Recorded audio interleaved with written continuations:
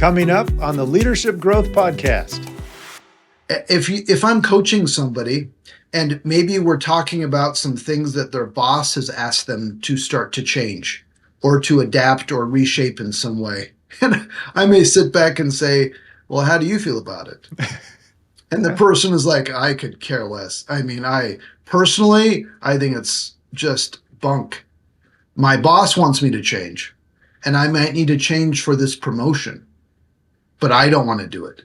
And so that's where you want to have a timeout and to clarify and get really intentional about what really is motivating you and why. Yeah.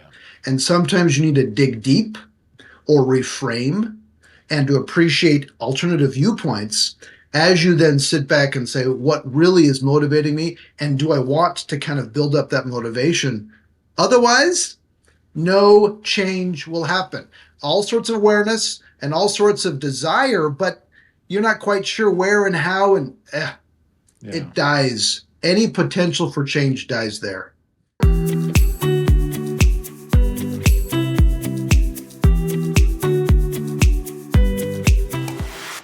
Hey everyone, welcome to another episode of the Leadership Growth Podcast. I'm your host, Daniel Stewart, joined with my brother, Peter Stewart. And we're pleased to have you with us as we talk about tools and ideas to help you grow your leadership ability. So today, let's dive in to the first segment, an insight of the week. As Peter and I were prepping for this, he shared something fascinating, which kind of like boggled my mind a little. I was kind of taken back. Peter, what was the insight that stood out to you this week? I find it just one of my missions in life, Daniel, to boggle your mind. My mind was boggled. I'm like, what? So it's anyway, share this, not to build it up too much, but please, yes. Yeah, so it was a Gallup poll that found that 15%, 15% of people are not called by their preferred name at work. And when I first heard this, I thought, huh? Like, what does that really mean? Because I wasn't a math major, but I quickly then figured out that means 85% of people are, which is, a pretty good percentage. But then I realized, wow, for 15% of people at work, their name might be Andrew, and everybody's calling them Andy, and they hate Andy, or whatever that might be. So yeah, 15%. Mind-boggling. When you said that, I'm like, really? And my heart goes out to these 15%. You're like, are they just, suffering in silence? And they're like, every time somebody calls them something, they're like, that's not really my name. Or the classic challenge when there are like two Jeffs in the group, and suddenly one's called Jeff and the other one's called Jeffrey, or, something like that, and you're just given a nickname. So, Peter, it makes me think, am I calling you the right name? Sorry, I don't mean to jest here, but anyway. Well, I don't know. It depends. Whatever you want to call me, Dan, it's okay. Oh, no, see that. No, so that's a good point. Yeah. So people who really know me, I like Daniel. That's my full name. I like Daniel. Danny, no. I like Daniel. And, there are people who are well-meaning and they will say Dan. Mm-hmm. And it's often from a place of familiarity and they, goodwill, and I get it. And I'll just very politely, hey, please call me Daniel. And so maybe that's an example, because I've been called Dan at times in the workplace, and I'll just kind of remind people, hey, would like to be called Daniel. So there you go. I guess I've been a 15%er sometimes. Yeah, and same. Like, I'm Peter. There are a few people who've tried to call me Pete. I've never been Pete in my entire life. There was one guy in high school, a good buddy, who called me Petey, but he was also like 6'6" and 250 pounds and, played line on University of Oregon Rose Bowl football team. Great guy. And I was fine with him calling me Petey. But yeah, So you think about the situation, you're new to an organization, you're new to a team, and people start calling you something and it sticks. And maybe Yeah. you've been with that team now for a few years and everybody's calling you Dan or Pete or whatever it might be. And now it just feels weird to try and correct them. Well, as a leader, as you're hearing this, you can go to your team on a next call, say, hey, I just heard this really mind boggling fact.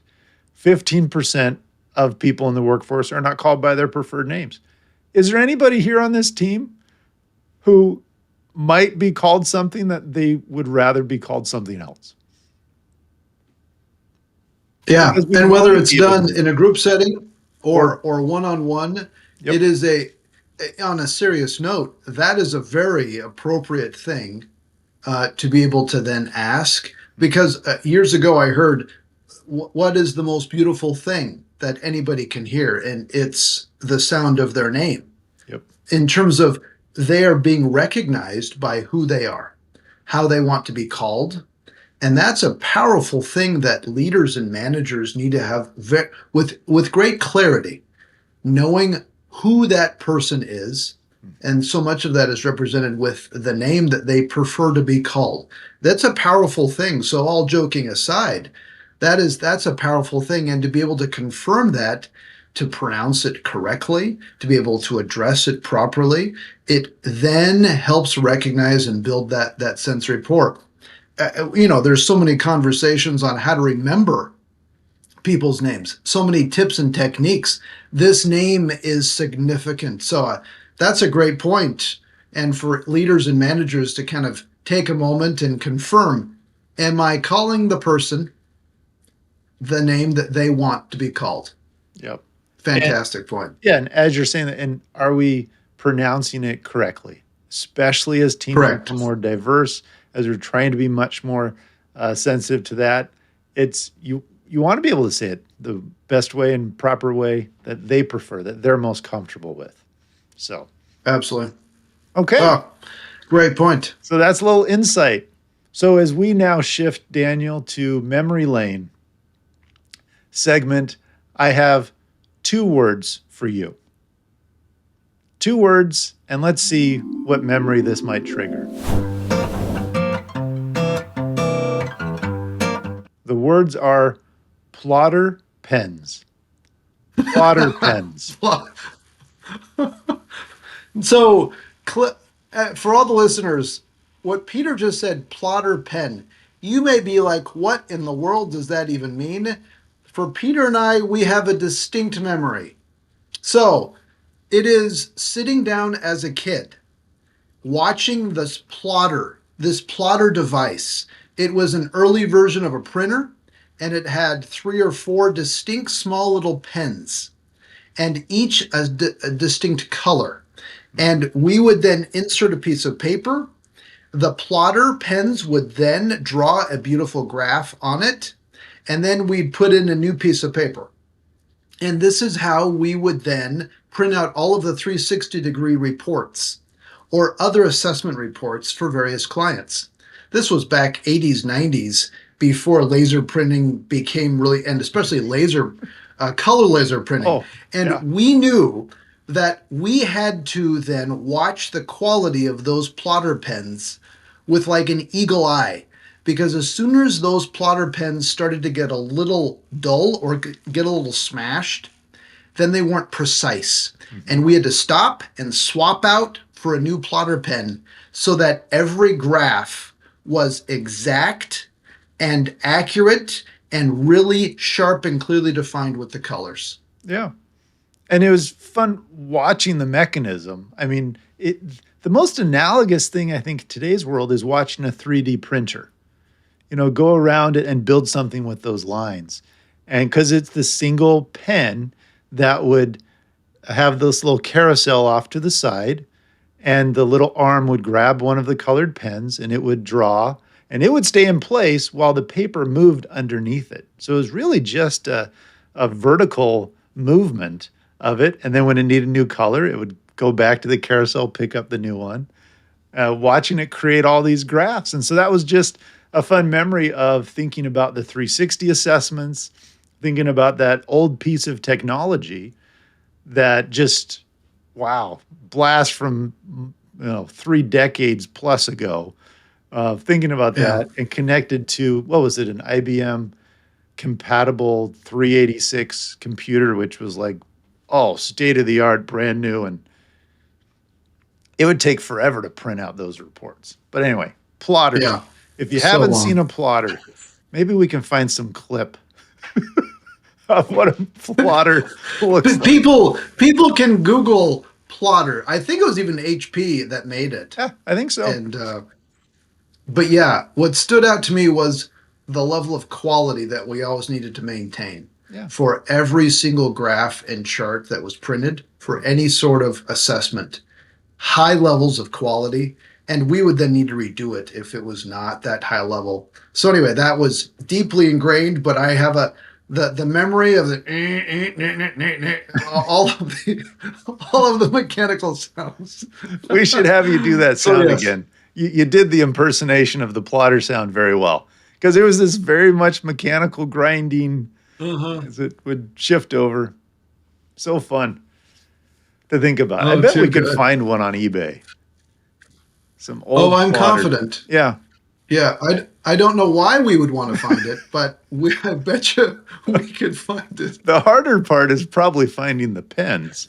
We could get the actual Yes. plotter, but to find pens where the ink is still functioning, because they were like little mini felt tip pens. And so the ink would run out and the felt tip kind of head would get less precise as it got used. So anyway, Yeah. I that's think little this is memory lane.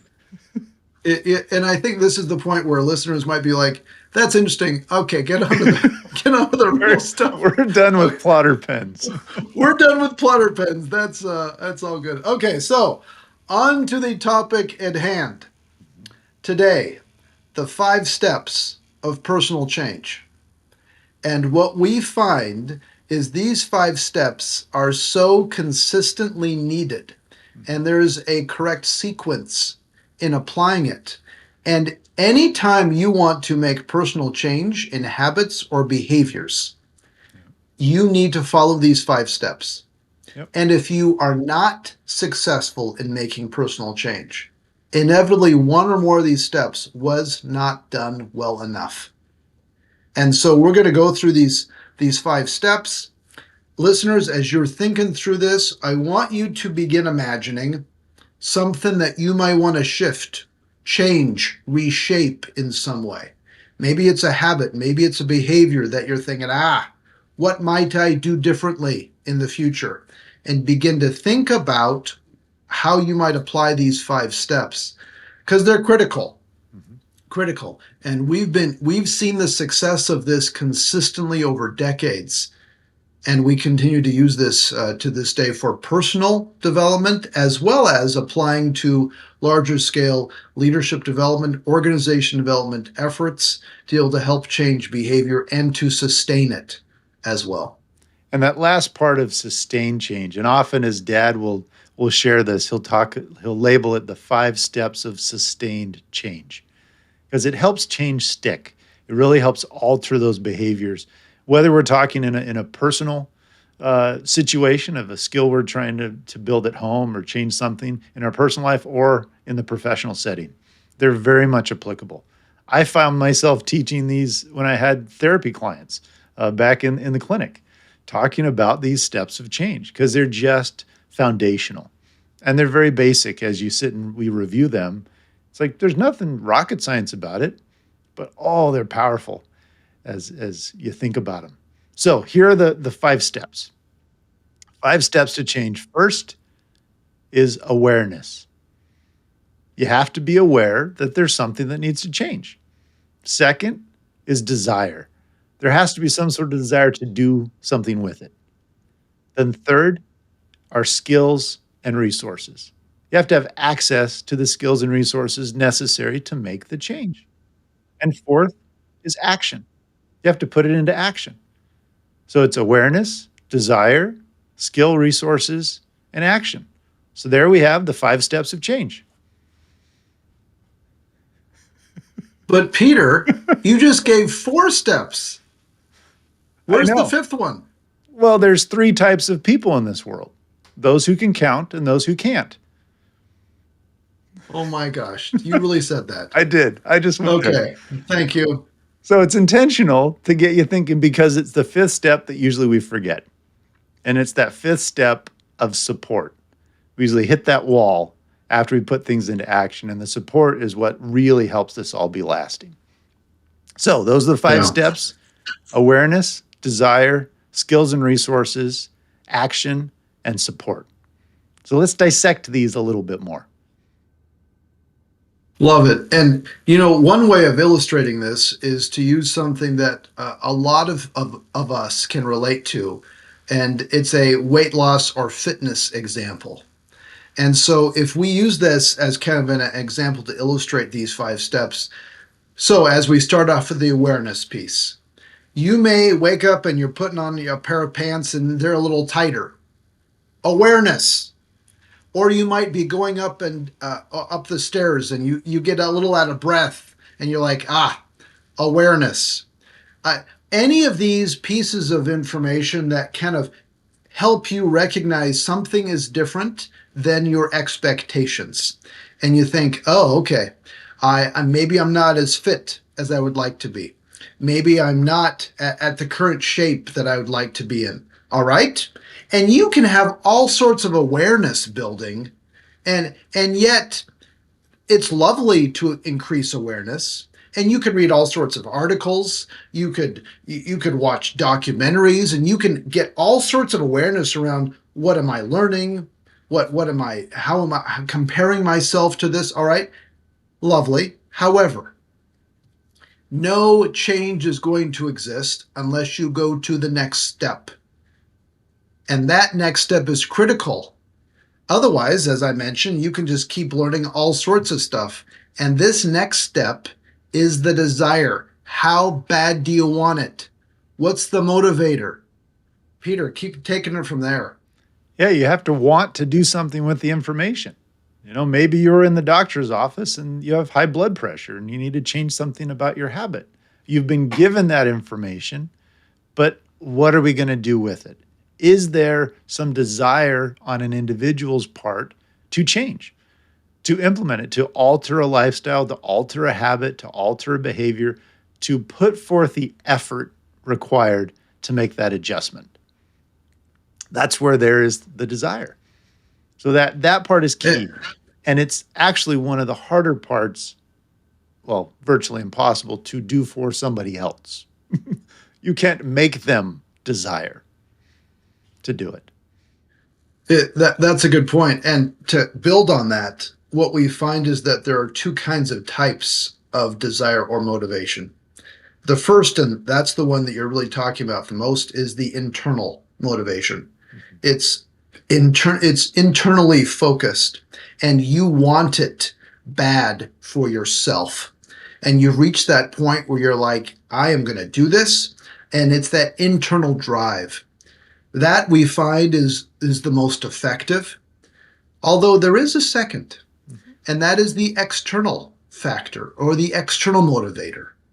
And that can be due to a policy or a process or an environment or through peer pressure or some sort of cultural norm that you look at and it influences you, and you then recognize, okay, whether you want to do it or not, you have this outside pressure, and that can be a powerful force to then build up your motivation for sure. And then move you forward so that you can begin to want to do something with the awareness piece. Yep.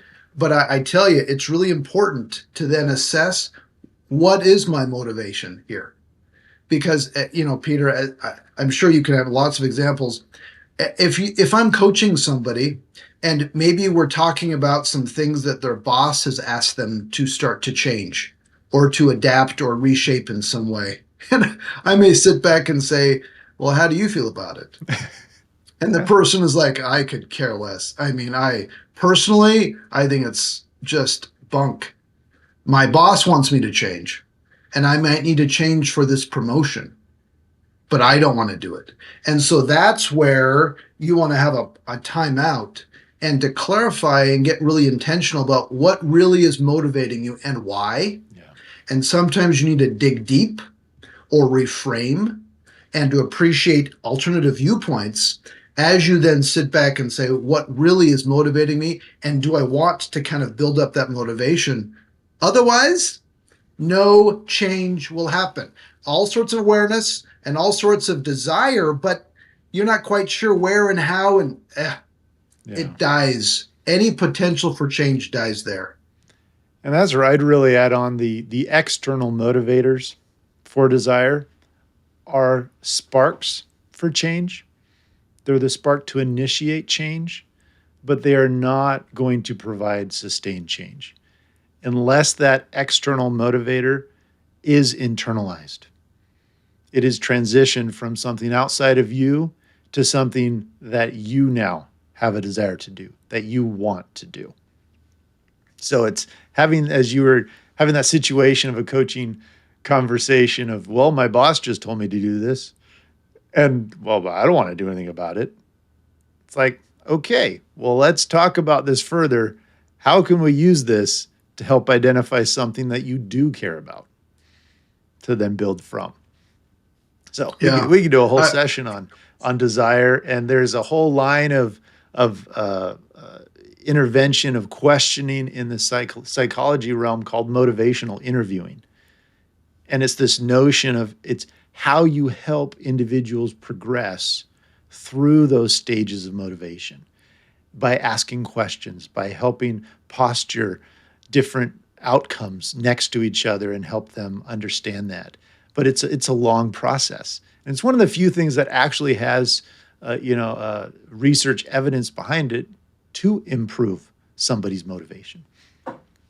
So That's awesome. You reminded me a recent executive, a VP I've been coaching. Have a lot of respect for her because when she first came, when we first started the coaching, the goal was to help her soften her approach because she had not developed very strong relationships with her peers in particular, kind of an abrasive viewpoint at that point. so her And so one of style the first things, was not inviting. correct, correct, very very direct, very Okay. to the point, and it just didn't fit well with others. And what I really uh, appreciated what she did was she was willing to be open and to look to see what was she motivated to then begin to reshape and why.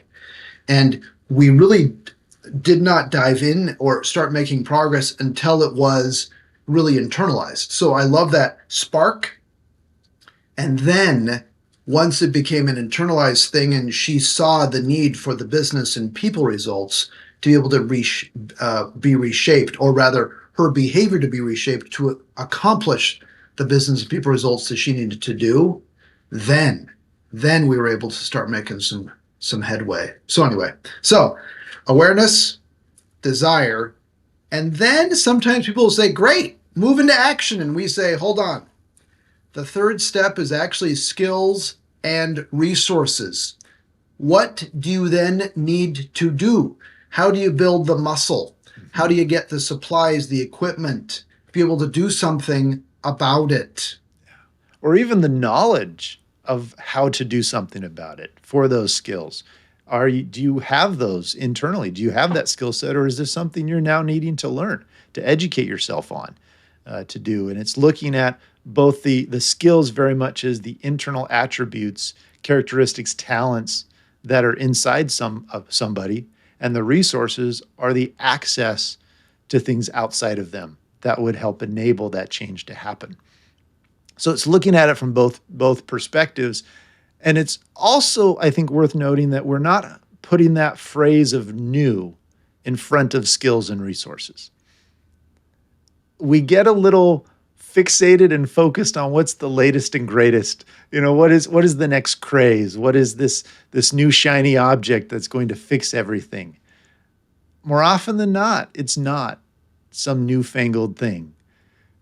It's tried and true efforts, skills, things that have been around, but we just need to remind ourselves of their function, of their use, or learn how to leverage them better. Yeah, it's a good point. I was remembering several years ago. So you and I both travel so much as we work with clients, different leadership, teaming, org consulting engagements all over the country, and I'd put on a few pounds as traveling, eating, out so much, and I remember thinking, okay, maybe I need to shift this out, and I distinctly remember I was in Maryland and I ordered crab's egg Benedict for Ooh, breakfast that sounds one good. morning. Oh, it was delicious. I mean, the hollandaise sauce on it and the crab, it was great. And as I'm chewing on this delicious breakfast, and I thought, you know what? I wonder how many calories is in this specific breakfast. And so I looked it up. And Peter, can you guess how many calories are in eggs Benedict? Crab eggs Benedict? It's probably like 1,800 calories. So you're a little high, but Okay. okay, fine. It can be 1,200 to 1,400 calories. Now, at that point, I had no idea what that meant. So I looked up average caloric intake for a guy my age, weight, all of these things. And it was like 2,000 calories. And I sat back and I thought, that sure doesn't leave a lot of calories for lunch or dinner then. Huh? What? And that began a process of beginning to pay attention to calories. And as I would then buy things at the store, looking at what the calories are, and then how much sugar and the carbs and how much sugar is added. And I'll never forget when I found out how much sugar was added to Skippy peanut butter, I was furious. I'm like, I've been eating this my whole life, and they've added this much extra sugar that I didn't need. So, skills, resources, knowledge, understanding how to then even look at the calories. And so Yeah. that was the little journey that then helped me. And then, of course, yes, getting the treadmill, getting the gym membership, getting all of these things, be able to then have the resources to start getting in shape, to start affecting one's diet, Mhm. to start being able to then get ready to make the changes. And what I appreciate about the example you're sharing there, Daniel, is the interchange really between all three of the first steps. And usually we lay them out in the order that we state them because often that is the order that they appear. As you have awareness, then desire can be built, and then you can be more aware of those skills and resources.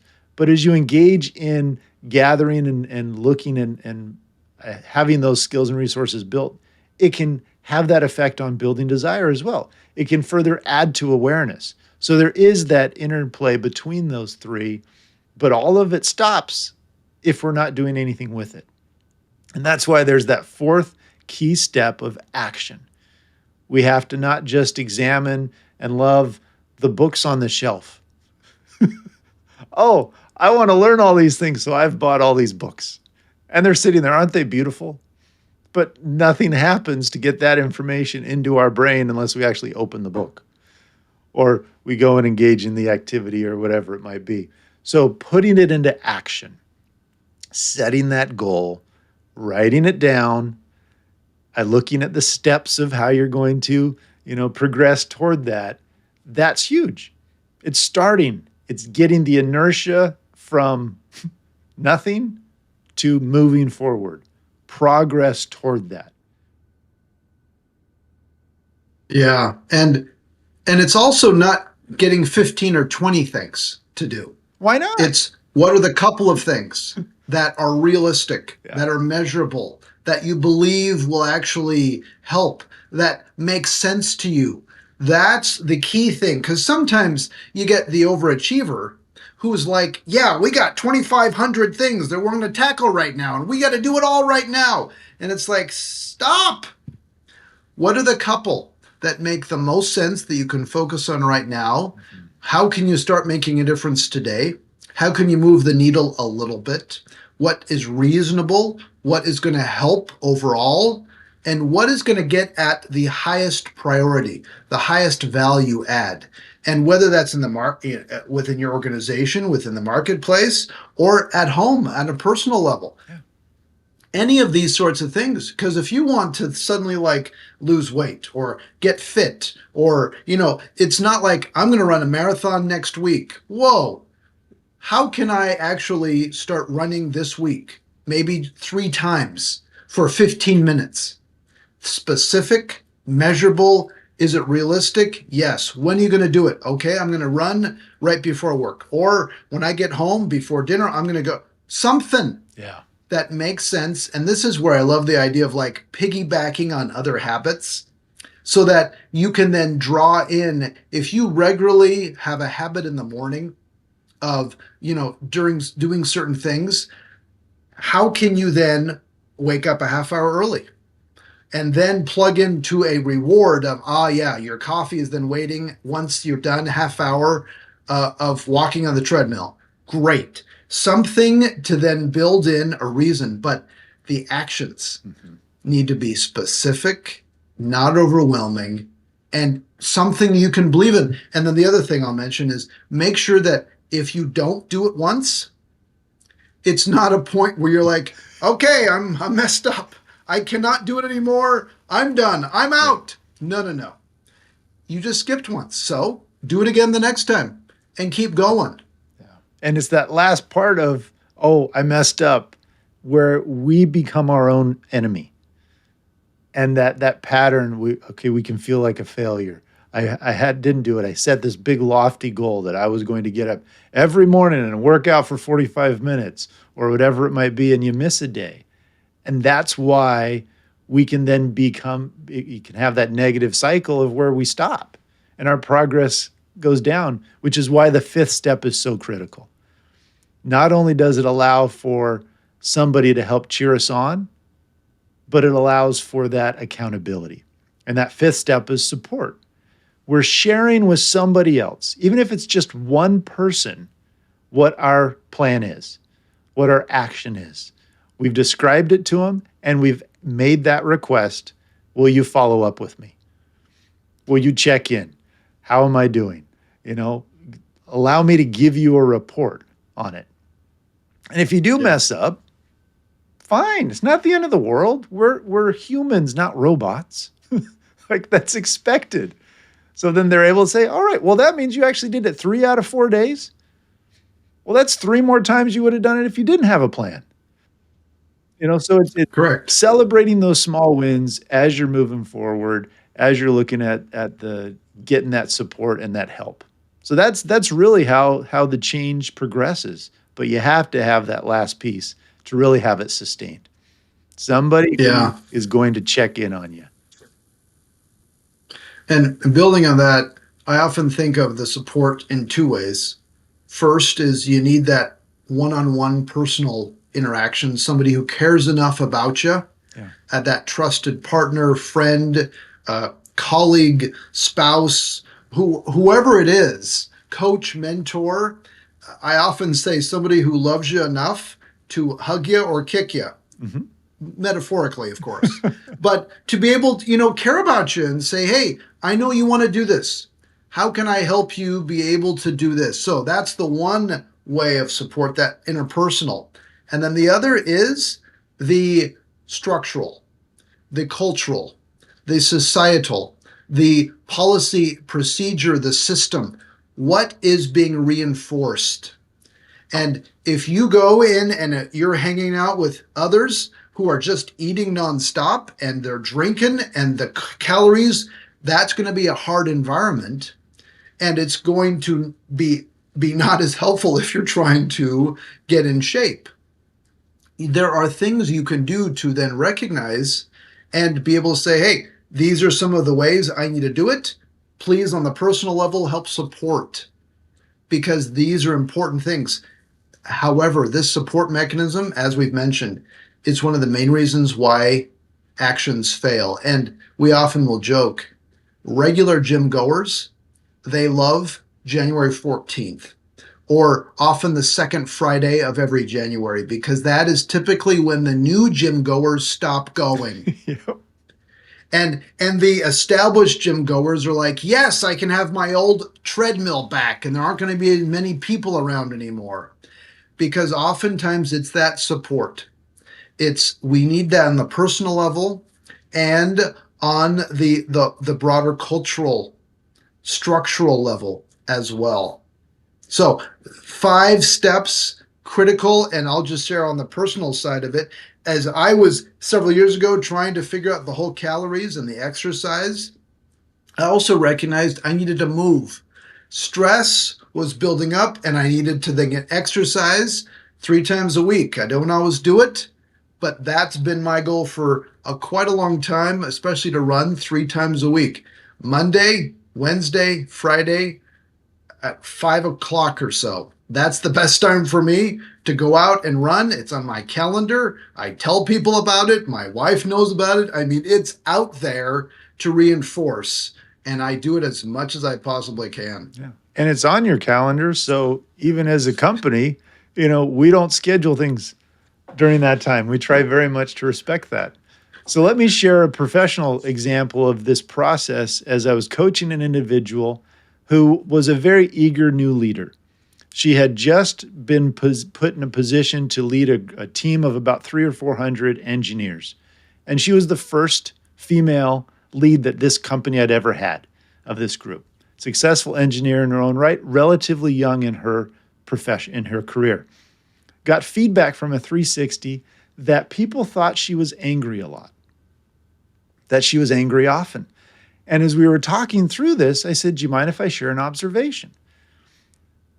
And the observation was that when she thinks deeply, her eyebrows kind of go down at an angle. And she has this thinking face that gives the appearance like she's upset. Her intention is not that she's upset. I knew that knowing her, but it gives that impression. She had awareness from the 360. She expressed, she wanted to be, I mean, the desire wasn't the issue there. She very much wanted to be a successful leader. She needed skills and resources to be able to alter that.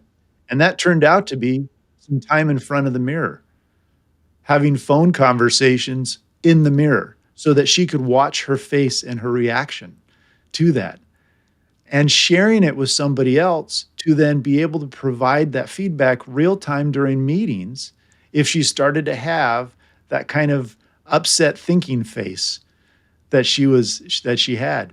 And over time she was able to alter that and adjust it. So she used all of the steps. And obviously as a coach, I was there to support her as well as the person that she'd had as sharing the plan with. But all of that was followed so that then people could really see the true desire that she had to be a really good leader for that group. And she did it for a number of years doing that. So it can be applied in so many different levels, but there aren't too many things we say on here that is potentially life-changing. But this core concept is not to even be overly dramatic. There's so many implications for it. So the 5 steps, as we've said it many times: awareness, desire, skills and resources, action, and support. Fantastic. Okay, lightning round, Peter. Here's the question for you. How can a leader, how can a manager use the 5 steps of personal change to help somebody on their team develop and change? That's a great question. So a leader can use these 5 steps of change. First, by teaching them, by sharing them as you're having one-on-one conversations, and as you give feedback, couching it in that way of, here's information I want to be able to share with you to increase some awareness, having a conversation to help assess that desire. What are some steps we can do? Is this new information? What are some skills or resources we can point you towards to give you access to? How do we help create a very specific goal? And then what do you need from me to support you in that effort? So it helps guide some of those conversations. So this isn't deep, like a secret formula, secret plan that you never want to tell anybody about. Lay it out.